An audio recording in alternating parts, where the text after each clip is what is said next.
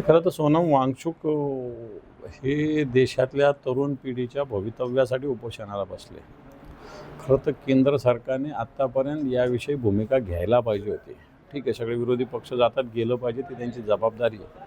परंतु सत्ताधारी पक्ष कसे मस्ताडलेले, कशी मस्ती त्यांच्यामध्ये जिरलेली आहे, ही याच्यातून देतं की एक समाजसेवी, चला एखादा पॉलिटिशियन बसला असता, वेगळी राजकीय मागणी असते तर आपण समजू शकतो. परंतु ही युवकांच्या भवितव्याची मागणी सोनम वांगचुक घेऊन बसलेली आहे. आणि मला असं वाटतं केंद्र सरकारने याच्यात लक्ष देण्याची गरज, पण ते मस्तीत केंद्र सरकार किंवा भारतीय जनता पार्टी तर मस्ती जनता जिरवेल एक दिवस. करणारे करत असतात. मला वाटतं टीका तर सहन करायला पाहिजे, ज्याला जे बोलायचं ते बोलू द्या.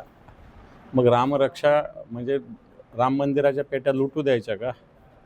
ज्या श्रद्धेने लोकांनी 11 रुपये, 51 रुपये, 101 रुपये, 1000 रुपये वर्गणी दिलेली आहे, ती काय यांना लुटायला दिलेली का? त्याचं रक्षा करणं काम आहे. आणि वाटतं त्याच्यासाठी शिवसेना पुढाकार घेते. रामरक्षा आंदोलन जे नागपूरला आहे, त्याच्यात सगळ्या जिल्ह्यातून रामभक्त यावेत या हेतूनं शिवसैनिकांची बैठक घेतलेली आहे जिल्ह्याच्या.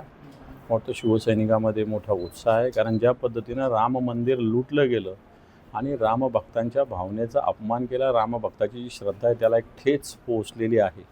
आणि त्याच्याविषयी माननीय उद्धवजींनी जो पुढाकार घेतलेला आहे, त्या आंदोलनात मला वाटतं वर्धा जिल्ह्यातले मोठ्या संख्येनं रामभक्त सहभागी होतील.